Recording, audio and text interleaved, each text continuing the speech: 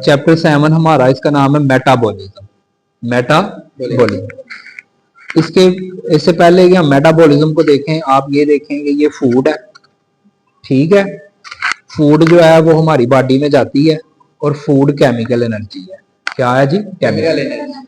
Food carbohydrates भी हो सकते हैं, कार्बोहाइड्रेट में जो रोटी हम खाते हैं, ये जो अनाज है ये कार्बोहाइड्रेट है।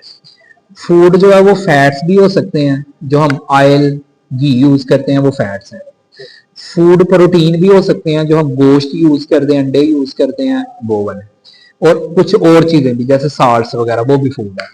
जैसे ही वो हमारी बॉडी में जाएगी तो हमारी बॉडी में जाके वो क्या करेगी? एटीपी यानी एनर्जी बनाएगी। एटीपी यानी एनर्जी। ये एटीपी यानी एनर्जी ये क्या करेगी? ये मेटाबोलाइज होगी, इसकी मेटाबॉलिज्म होगी, यानी ये ब्रेक करेगी। ब्रेक करके ये बॉडी को एनर्जी फराहम करेगी। उस एनर्जी की मदद से हम अपने रोजमर्रा के काम करेंगे। जो भी मैं भी बोल रहा हूं ना, तो इसी एनर्जी की वजह से बोल रहा हूं। तो फिर सुन लें, चैप्टर 7 हमारा मेटाबॉलिज्म। मेटाबॉलिज्म में क्या होता है कि ये जो हम फूड खाते हैं इसकी मेटाबॉलिज्म होती है, यानी ब्रेक डाउन होती है। ब्रेक डाउन के नतीजे में एनर्जी बनती है और उस एनर्जी से हम अपने रोजमर्रा के काम करते हैं। तो अगर आप लोग जो है इसके अपने कंटेंट्स को देखें तो पहला हमने मेटाबॉलिज्म को देखना है। मेटाबॉलिज्म दो तरह का होता है, कैटाबॉलिज्म और एनाबॉलिज्म। तो अभी हम लोग ये देखेंगे कि मेटाबॉलिज्म, कैटाबॉलिज्म और एनाबॉलिज्म क्या होता है। नेक्स्ट पेज जी। तो अभी हम लोग देखेंगे कि मेटाबॉलिज्म क्या होती है। तो जितने भी केमिकल रिएक्शन हमारी बॉडी के अंदर होते हैं ना, उसे मेटाबॉलिज्म कहते हैं। अब आप कहेंगे कि हमारी बॉडी के अंदर भी केमिकल रिएक्शंस होते हैं। तो हमारी बॉडी के अंदर भी केमिकल रिएक्शंस होते हैं जब हम फूड खाते हैं। मिसाल के तौर पे मैं सुबह नाश्ता करके आऊं, आप लोग सुबह नाश्ता करके आए हैं, तो वो नाश्ता ऐसे नहीं हजम होगा। उस नाश्ते के अंदर होंगे जो हमने खाना खाया, केमिकल रिएक्शन से गुजरेगा। तो जितने भी केमिकल रिएक्शंस हुए हमारी बॉडी के अंदर, मतलब खाना भी ऐसे हजम नहीं होगा, वो केमिकल रिएक्शन के नतीजे में होगा। और जितने भी केमिकल रिएक्शन किसी जानदार के अंदर होते हैं ना, उसे मजमूई तौर पे मेटाबॉलिज्म कहते हैं। वो तमाम केमिकल रिएक्शन जो किसी जानदार के अंदर होते हैं उसे क्या कहते हैं? मेटाबॉलिज्म। तो इसकी एग्जांपल है फोटोसिंथेसिस, भी इसकी एग्जांपल है। फोटोसिंथेसिस पौधों में होती है और पौधे क्या हैं? जानदार। ये भी मेटाबॉलिज्म। तो मेटाबॉलिज्म की दो टाइप्स होती हैं, एक कैटाबॉलिज्म और एक एनाबॉलिज्म। कैटा का मतलब टूटना, आपने इसको ऐसे याद रखना है। कैटा यानी काटना, यानी तोड़ना। एनाबॉलिज्म का मतलब होता है बनना। तो कैटाबॉलिज्म में क्या होता है कि जो कम्प्लेक्स मॉलिक्यूल्स होते हैं ना, वो सिंपल में टूट जाते हैं। कम्प्लेक्स मॉलिक्यूल सिंपल में टूट जाते हैं। मिसाल के तौर पे जो ग्लूकोज है, जो ग्लूकोज है C6H12O6, ऑक्सीजन की मौजूदगी में टूटेगा, कार्बन डाइऑक्साइड, पानी बनेगा और एनर्जी बनेगी। तो इसमें क्या हो रहा है कि ये जो कम्प्लेक्स मॉलिक्यूल है ये सिंपल में टूट रहा है। आपकी बुक पे ये भी एग्जांपल दी हुई, ये दी हुई है एग्जांपल। तो अगर कम्प्लेक्स मॉलिक्यूल सिंपल मॉलिक्यूल्स में टूट जाए, छोटे मॉलिक्यूल्स में टूट जाए, तो इसको क्या बोलेंगे? कैटाबॉलिज्म। क्या बोलेंगे? इसका उल्ट क्या होगा? अगर सिंपल मॉलिक्यूल मिले और कम्प्लेक्स मॉलिक्यूल बन जाए तो इसको एनाबॉलिज्म कहेंगे। क्या कहेंगे? एनाबॉलिज्म कहेंगे। इसमें कार्बन, जैसे मिसाल के तौर पे अगर इसको ही उल्टा कर दें तो कार्बन डाइऑक्साइड, पानी और लाइट जब आपस में मिलेंगे तो ये ग्लूकोज बन जाएगा। ये फोटोसिंथेसिस है, इसमें सिंपल मॉलिक्यूल्स ने कॉम्प्लेक्स मॉलिक्यूल बनाया। तो इस तरह के जो रिएक्शंस होते हैं इनको क्या कहते हैं? एनाबॉलिज्म।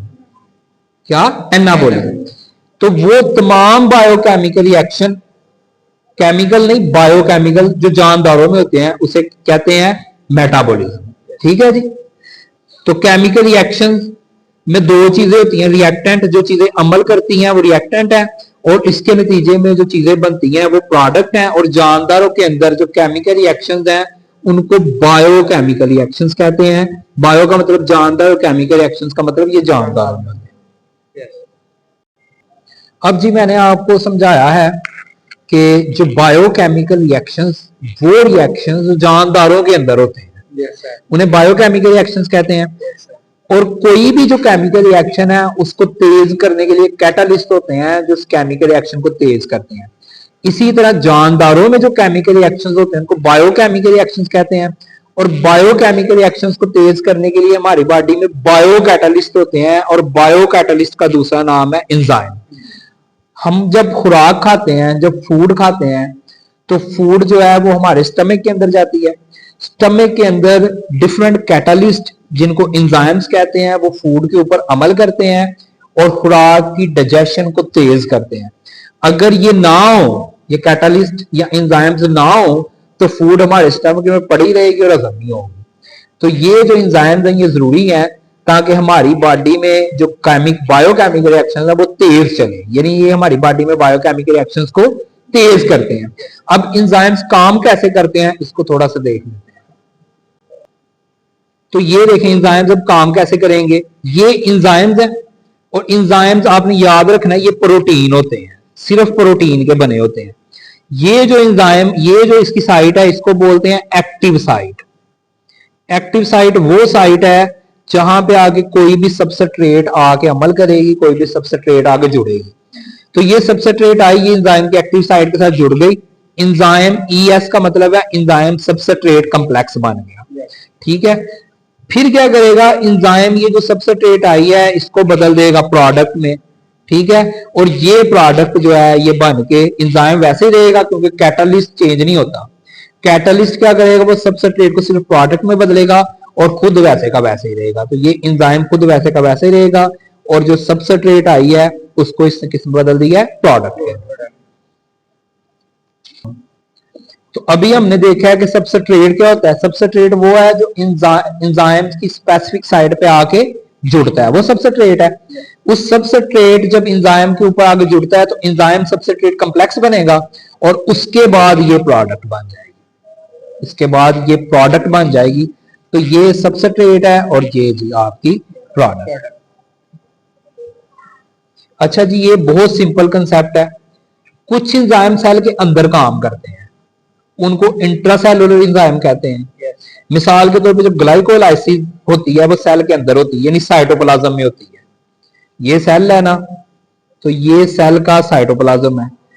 और अगर कोई एंजाइम सेल के अंदर काम करेगा, ठीक है, जैसे जो ग्लाइकोलाइसिस है इसके जो एंजाइम्स होते हैं वो सेल के अंदर यानी साइटोप्लाज्म में काम करते हैं, इनको इंट्रासेलुलर एंजाइम कहते हैं। और वो एंजाइम जो सेल से बाहर रह के काम करेंगे उनको एक्स्ट्रा सेलुलर एंजाइम कहेंगे। इसमें पेप्सिन है, ठीक है, जो स्टमक में काम करता है। और इसके अलावा आपने याद रखना है कि एंजाइम की जो स्टडी है ना, जिसमें एंजाइम का स्ट्रक्चर स्टडी किया जाता है, इसकी टाइप स्टडी की जाती है, इसको एंजाइमोलॉजी कहते हैं। इसको क्या कहते हैं, एंजाइमोलॉजी। तो ये हमारा जी फर्स्ट लेक्चर।